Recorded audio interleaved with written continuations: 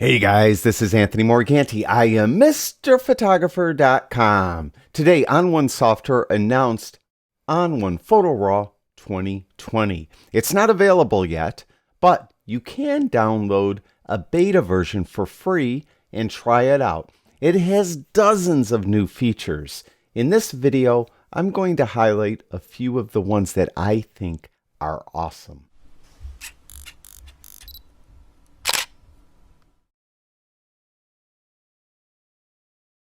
Okay, I have the beta version of On1 Photo Raw 2020 open right now. I mentioned that you could try out the beta version for free. In the description below this video, I'll have a link to their website so that you can download it.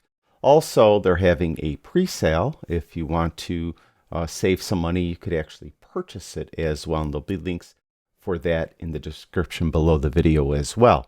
Now, they're not paying me to do this video, but I am an On1 affiliate. Also in the description below this video, I'll have a link to my code of ethics statement so you could read about what it means when I'm an affiliate. Basically, if you purchase the product using my affiliate link, I will make a commission.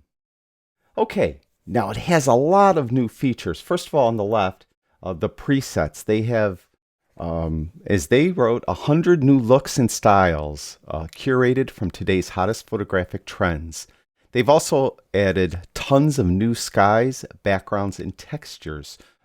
So that's one of my favorite features of On1 Photo Raw, is that there's a lot of textures, and especially skies. I like swapping out skies, and they have some skies, new ones for you there. They also have SmugMug integration, and they have new custom camera profiles. I just want to mention this because this is an email I get a lot. People ask me if On1 will work with X-Rite, the target that you would have with an X-Rite camera color checker, and you could get a custom profile for the lights in your camera.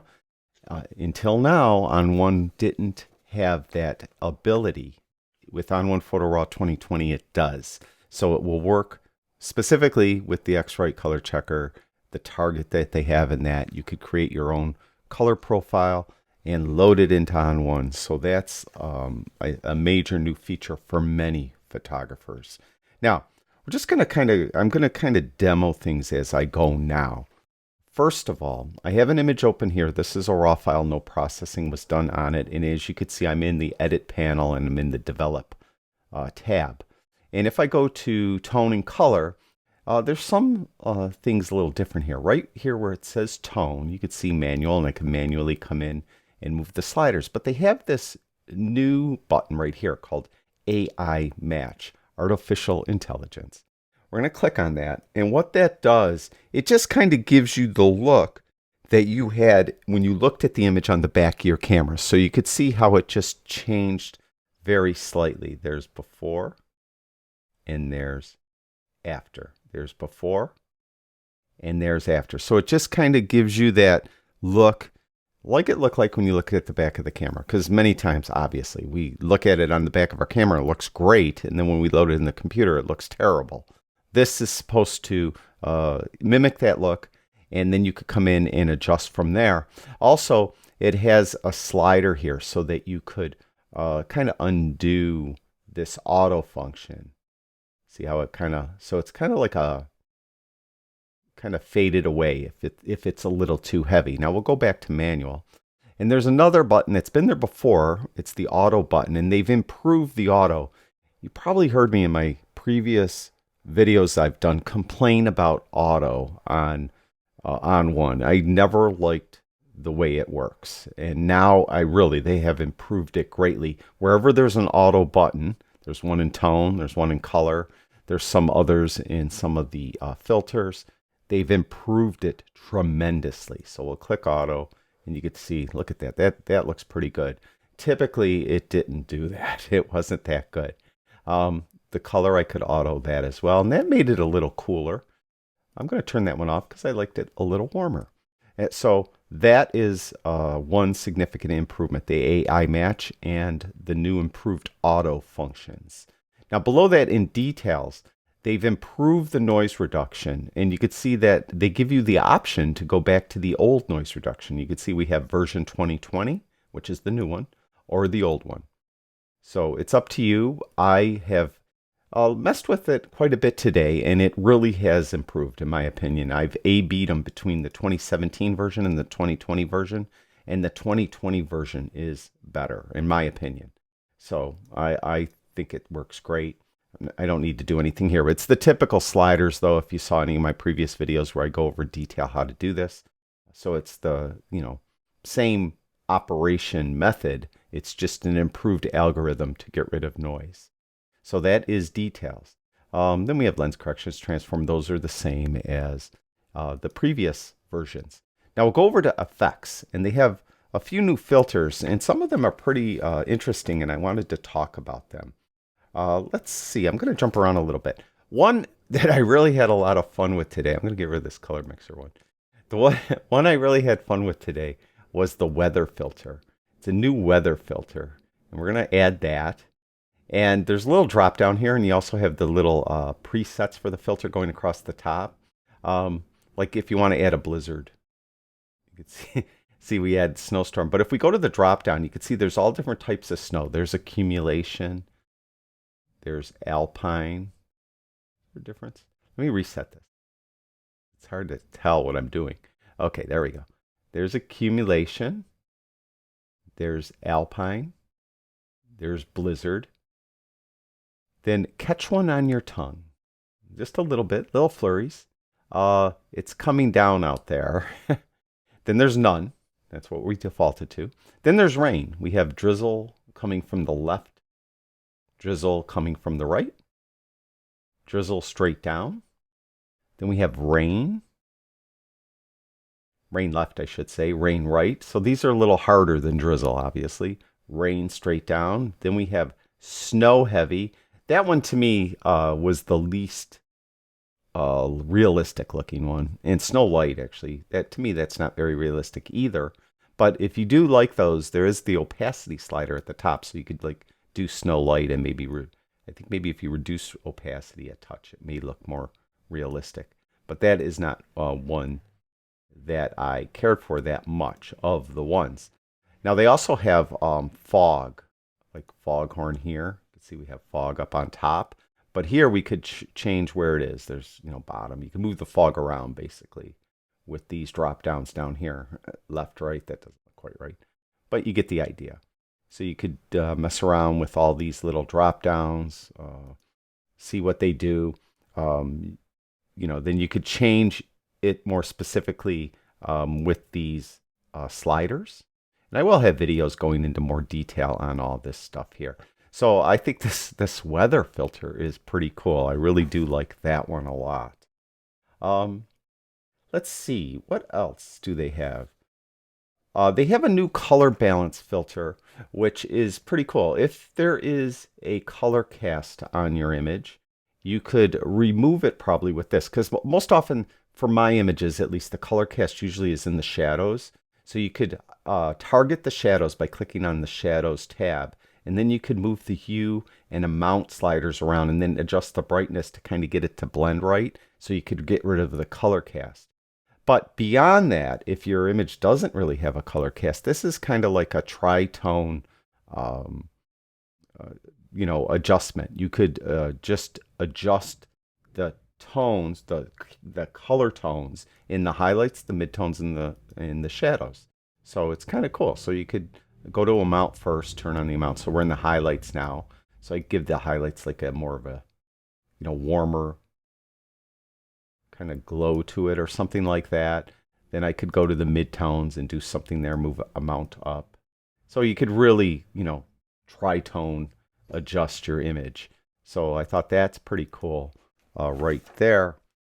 Let's see, what else do we have? We have, bear with me, I'm looking at notes in case you couldn't tell. I think we'll go to another image. Let me come back to this.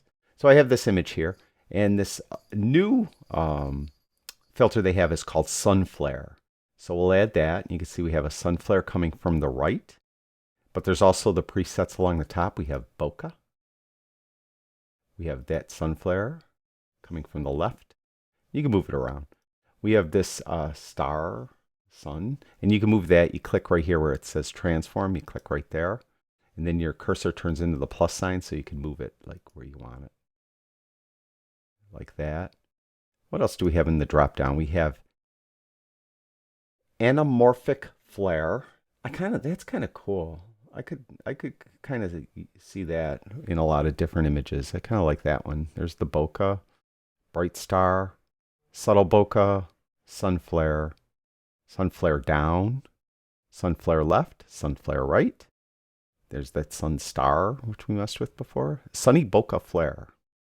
And then you could come in and you could kind of create your own. Go to this drop down and do you want to do bokeh, a sun flare, sun star, kind of pick your poison here. Then the texture of your bokeh, kind of mess around here with that. Then you could come in and adjust the tone, the color, the brightness, the saturation, the sunshine of the bright, like that star when you're doing the sun flare or something. You could adjust different aspects of the color and the warmth of it and all that. So you could really kind of precisely match it to your image, the other colors that are in your image. So I think that is a really interesting filter as well. Now, I think we'll go over here. I have another image. This, in case you don't know, is an infrared image. This I took with an infrared converted camera. So a camera that was converted for infrared. It's a raw file. It hasn't been processed at all. Typically, you would have to bring this over into Photoshop and use a channel mixer to get the colors kind of right, at least the colors as they pertain to infrared kind of right, because infrared looks different, right? You know, the green leaves aren't green in infrared. Depends on what frequency you have it converted to, but they could be white, they could be yellow. So here they now have that channel mixer filter here. So we could go to channel mixer. Now look at IR swap. Look at that. Just click there and bam, it did it. It swapped the channels like you would for an infrared image. Now I could process it from this point forward. As I mentioned, this is an unprocessed raw file. So now I could process it from this point forward.